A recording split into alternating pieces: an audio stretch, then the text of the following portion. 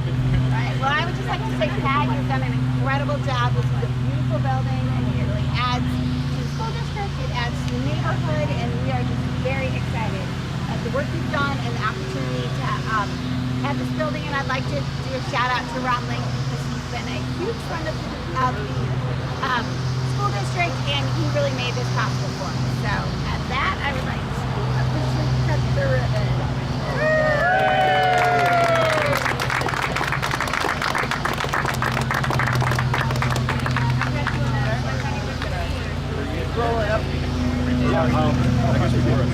Good morning, everyone. Thank you for joining us today. Really excited to show everybody what we have been working on here for the last couple of months to get the new maintenance facility up and running. Currently, you are standing in one of what we've got as 4 sections of this building right now. So this is the administrative portion of Buildings and Grounds now. We'll talk a little bit about that in a minute. We have a full warehouse behind us, a workshop, and also an automotive center. And as we kind of progress, I'll hand off to other team members who will talk about their individual sections and what they're doing back there and the work that we're going to be doing now in the district as a result. This area here, we have moved and merged 2 offices from central office and also from a small office area that was out at the old maintenance facility. Moved all the operation under this roof here into this portion of the building. Myself, Mr. Mark Anderson, Rob Schmidt, we're all out here full-time. Miss Lynn Rule now. From here, we're able to do all of our training and such on a very regular basis every Tuesday and Thursday. We will be using the conference room that's behind you for our professional development. We work with our maintenance team to constantly keep their skills fresh on a weekly basis and have a number of different topics that we talk about. So it's going to be great to have a dedicated space for our training as we are going about the professional development of the district. Also from this area, we have a fiber cabinet that's been installed here, so we're on the same fiber ring that the rest of the district is on for our internet and phone service. So from here, we have stations that are set up so that we're able to monitor the HVAC and lighting systems from this central location for the district. So that's a lot of the work that Rob Schmidt is doing. He has a workstation that's right over here. In fact, I think he even has a couple of his screens that he's monitoring right now up and running.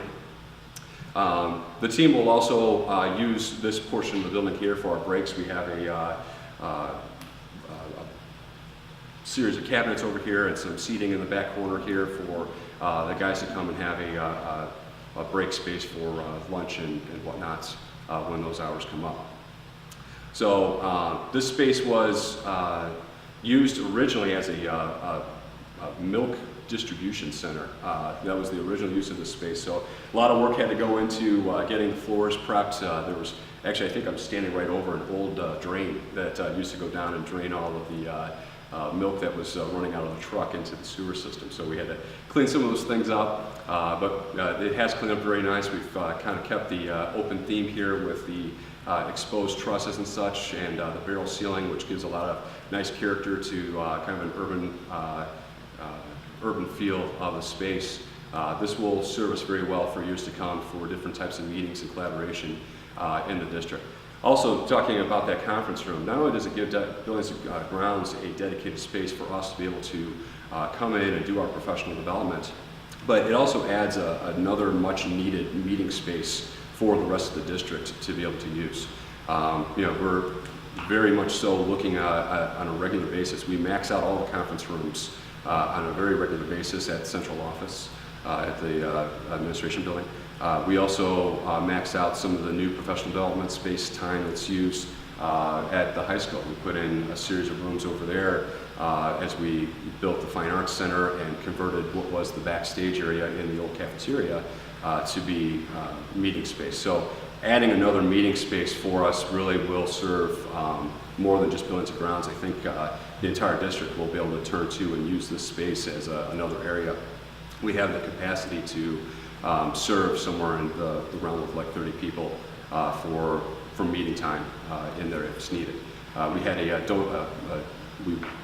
we won a projector for that space from Materials for Business. We entered into a raffle and actually received a projector for that. So that's still forthcoming. You did not see that installed. It will be delivered and we'll get that put in place. And then between the wireless and the projector and all the other technology needs, that will be a full service space for us.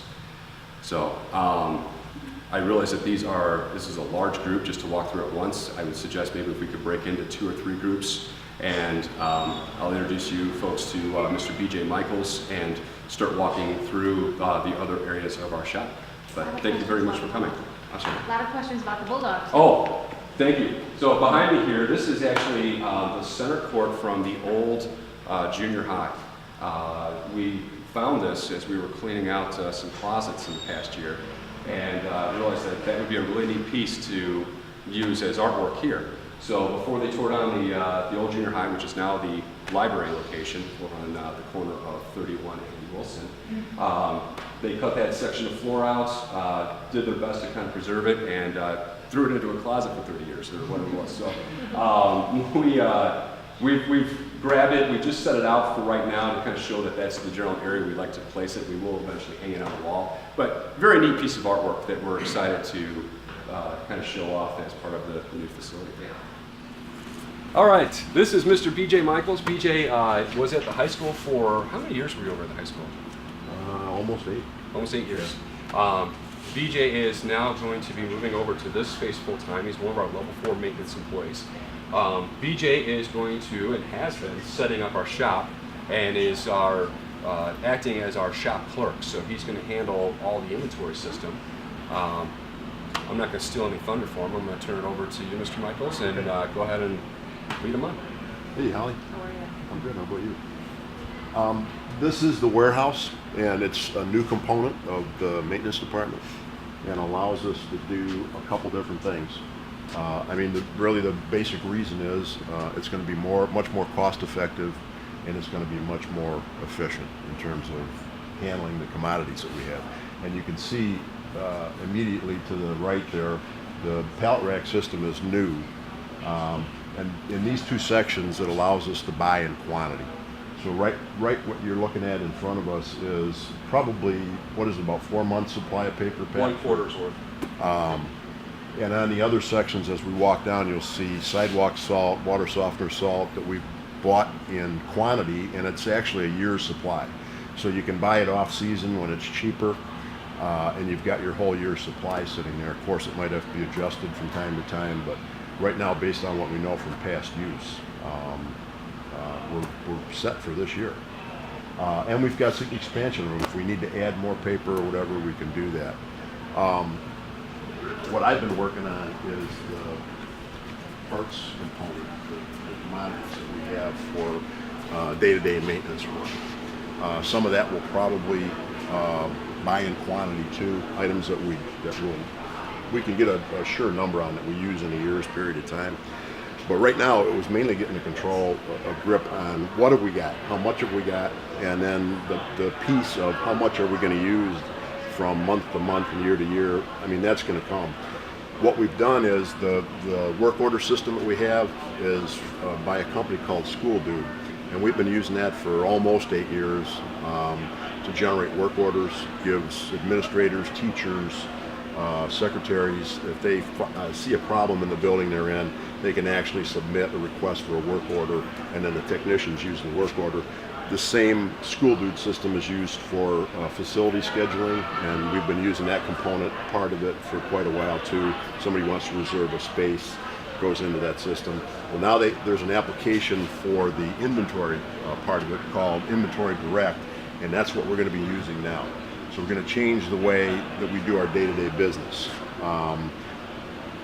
Really, the only one that's going to have access to the parts in here is going to be myself, and I'll have access to putting it on the work order, taking them off a work order, plus the order piece of it.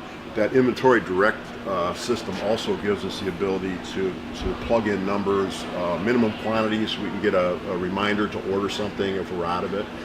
There's certain components, especially like for HVAC systems, they're critical components in the middle of winter. We know that we're going to have something in stock, so we're not going to get to a point where we've got, a classroom, or for that matter, a whole building that doesn't have adequate heat because it's going to take a week to get this particular part. So that's what we're working on now. I've generated a parts catalog, which we've never had before. Right, I looked at Inventory Direct this morning. I've got 749 part numbers programmed into the system, and I just finished going through the inventory, the hardware. That's another 700 part numbers just for nuts, bolts, washers. I literally touched every one, counted it, and so we really have an accurate representation of what we have here now and what we're using. So we're still kind of in progress of getting the shelves in order and what have you, but that's basically what this piece of the maintenance facility is about. Yeah, I don't know if you touched on it there, but one of the things that this will also help us with is improving the, I guess, decreasing the amount of time the guys spend looking for parts. Right. It's going to increase the wrench time. I forgot to mention that. We've developed an electronic document, so when a technician has got a work order, they need a particular part, whether it's nuts and bolts or a ballast or what have you, and also the level 2s and level 3s in the buildings, if they need custodial supplies, light bulbs, things like that, they will submit this requisition form, electronic document. It'll probably come to me in an email form, I believe. We haven't really started using it yet. At that part, I'll pull parts for a particular order, and there'll probably be a 2-part system. We'll have a delivery system for the guys in the field where we can actually get those parts to them. And then probably a routine will be developed where if they're here in the morning, we'll have things pulled for them and ready to go so they can just grab them and go if they're here. But again, a real increase in efficiency, I think, better use of everybody's time. So I'll turn you over to Greg Bowler and he'll take you through the shop. That basically is the bulk part of the warehouse, and then this will primarily be our day-to-day use, the maintenance parts that we need. Like bulk of it is plumbing and electric by far. Those are the most common items, areas that we supply parts for, as well as the hardware end of it. And this is still a work in progress, but we got a pretty good jump on it. So hopefully in another month or so, things will be organized and we'll be ready to go.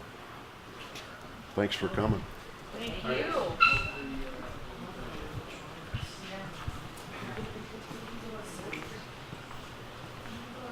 Hey, Bowler. Hi, How are you? I'm good. How are you? Is this your area? This is me. The building just keeps going and going, doesn't it? Yeah. What's out that door? That's going to be our locker room.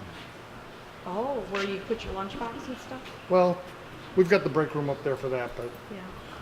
rain gear and, Oh, and your boots. and like- heavier clothes or Yeah. safety appropriate clothes. Nice. Yeah, because you don't carry everything With you. with you, Oh, you don't. but you need it accessible. So is that all closed off and it's got like a? Yeah, you can look in there. It's right now we've got a look few in there. things stored in there. So was this an old dairy at one time? No, it was a machine shop. It just goes out to. Okay. Don't know how many people are going to walk this way. It's just us. For those of you who don't know me, I'm Greg Bowler. I'm the maintenance foreman for Batavia School District. And as we're stepping you through, this is going to be the working part of the shop. Up to this point, we've put about the least effort into this part of anything we've done so far, because we have the old shop that we can work out of while we're doing our summer projects and getting this built. And this is all new items to us. And as we complete that, we're starting to transition into here now to put together our actual working part of the shop. We will do all the trades out of this area here. We do plumbing, carpentry, electric, locksmith, floor work, vinyl tile and carpeting, pretty much everything. And our staff is capable, but up to this point, because of our housing, it was a challenge.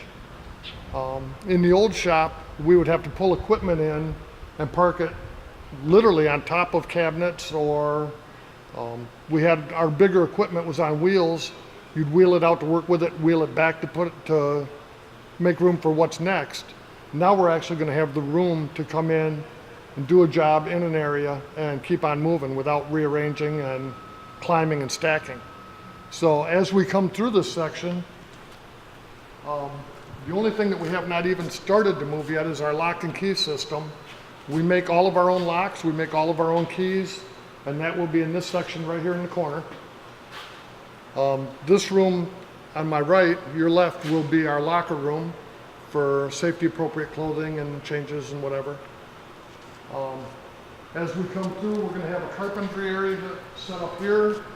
And as you can tell by coming through the front office, we did all of our own woodwork, all of our own trim work up there. And we did that using this area already. So, So those closet doors, they're so beautiful, you made? we didn't make, we bought the doors, we finished them and did the trim and all of the windows that are up there, all the woodwork around the windows, Pat, Tim, Dave Smith, and Mark actually cut the wood and bought rough wood and cut and trimmed that, and they hand did all the trim on the windows. So that was all done in-house here. We also do, as part of the Buildings and Grounds Department, we do the deliveries for the district. Our delivery drivers deliver the hot food for lunches, they deliver the inter-office mail, and any supplies the guys need. What a lot of people don't know is our delivery drivers also do the laundry for the district. All the towels and rags for the level 2 maintenance guys out in the buildings, the dry mop heads, they collect all that, they bring it here, and they're already doing our laundry here. We have not completed the room yet, but the guys collect all that stuff from all the schools. They'll come here, pick up supplies for a run, start a load of laundry, and go out and deliver their supplies. And then when they come back for next load or between trips, they'll come back, change over laundry, grab what's clean, fold it up, and take it back to whoever needs it. So we don't ship out any of the laundry or anything. It's all done here also. And then as we're coming through, we now actually have room for our tools.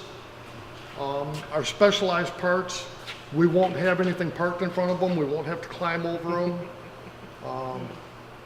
We'll be able to come in, grab what we need, and go and just keep on moving without being interrupted or wasting the time with shuffling. Something we're really excited about is we work on electricity, anything from low voltage 6 volts for our emergency light systems up to 480 volts for our biggest air conditioning motors. But we've never had a way to test that work. If we were working on something, we had to rely on our skills or theory and say, yeah, that looks right, we think we got it right. Now we're gonna go and put it back together and hook it up and cross our fingers that we did do it right. We were able to put in a transformer and a workbench that gives us the capabilities of 6 volts up to 480 volts for a test bench. Now, and a great example is Louise White or HC Storm's gym lights are 277 volts, which we don't have in our old shop, in this shop, anywhere that we can actually work with.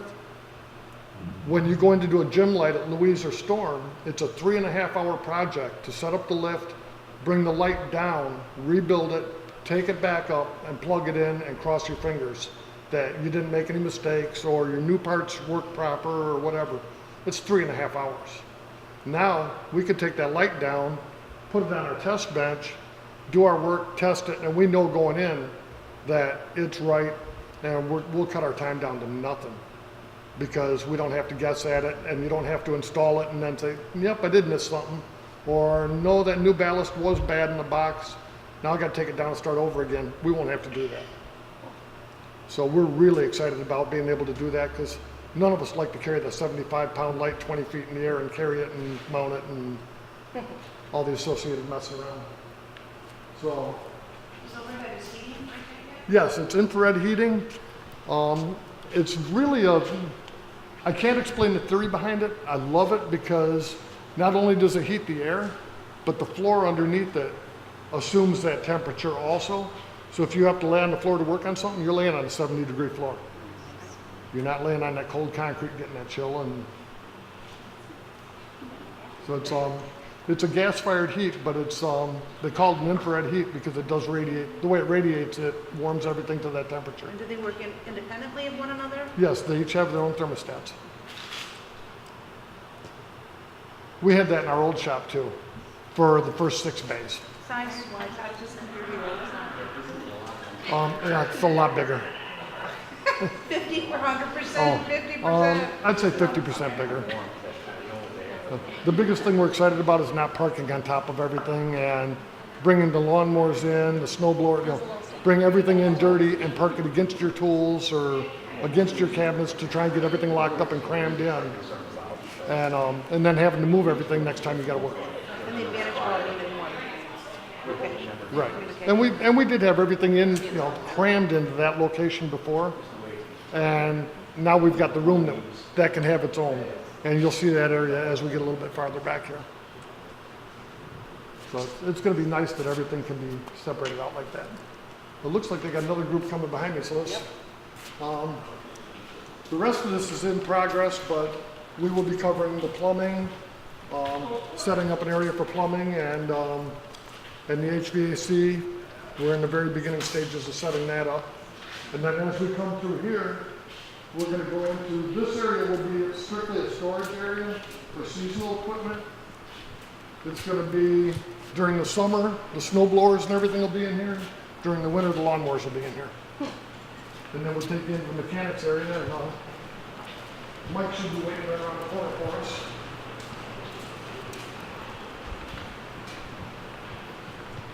Ready, Mike? Yeah. Okay, we've got a group for you. And this is Mike Kelly. Morning, guys. Thank you, guys. You guys want to come on in? This is basically our automotive maintenance area. My role here is to maintain everything from our plow trucks down to our leaf blowers, weed whackers, every piece of equipment that we have. What we've done is bring all that maintenance in-house. We send nothing out unless it's absolutely critical time. So we try to have the tools and manpower available to do all that. I try to keep up with it the best I can. There's times where we have to pull some people in to help me maintain stuff, but we do a pretty good job. I have the tools here to fix everything. If we have a breakdown in the middle of the night while we're plowing, we can bring it in, fix it, and get it back out so we can get the lots cleared by the time you guys get here, or by the time students get here. So we have a new automotive lift that we got for this facility to be able to be more efficient with doing the maintenance on the trucks and some of the bigger stuff. And then we have our mower lift that we get our mowers up in the air with so we can get the blades off of them, get them sharpened, keep everything maintained that way. We have a welder that we can bring outside if we need to, or bring into an open area that we can ventilate so we can fix plows on the go if we need to. And then we have this will all be truck parking at night. We'll be able to get all of our equipment inside in this building, which we weren't able to do over there. I think that's a big thing to keep everything out of the weather, keep everything in better shape. And then we have our wash bay, which is a new feature too. It's to me, it's great because we're able to hose everything down when we're done plowing, when we're done cutting. We can maintain everything a lot better by keeping it clean, keeping salt off of it, keeping grass off of it, keeping mud, dirt, all that stuff just wears on the equipment that much more. So we're able to do that in a confined space where we're not getting everything wet like we were in the old shop. We had water everywhere and constantly fighting water over there. So we've got drains here so that in the winter when we back the trucks in here, they can drain. They can melt down and drain, which is nice. Another thing we fought over there all the time was constant thaw. We had salt and water everywhere on the floors. At least here we can wash the floors down and be able to maintain the facility a little bit better.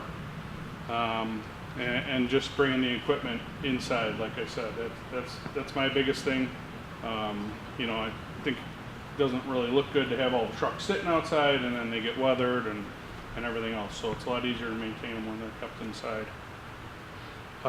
Then we also have all of our field storage, or all of our field paint, all of our marking paint that we keep back here. We also have Dave Smith, who's our fields guy, does all of our painting, does all of our grounds stuff for all the athletic fields. He'll be set up in this area also. So that's kind of his stuff. And then we'll have the painters and stuff in the wash bay to where we can wash them down cleanly. What's the largest truck you can get on here? That's a 14,000 pound lift, so that's the absolute smallest we could go. I can lift any vehicle that we have. We have 8 plow trucks. We have our HVAC van, and then we have 3 box trucks. So The box trucks? the box trucks will go on there. I won't be able to get the height out of it necessarily, but at least I can get it up and get underneath it and be able to inspect it better than trying to jack it up and get it on jack stands and everything else. So, Good. so yeah. That's safer for you guys too? It's definitely safer, yeah, that, and then we also have our activity buses that I maintain also. That's another big plus. Okay. You know, I can get those in here and get them up, and, you know, those sit pretty low Right. to begin with, so it's a lot easier to get them up on there and get them up. Even if I get them 2 feet off the ground, it's a lot better Right. than trying to jack them up and use jack stands and everything else, so. Yeah, that worked.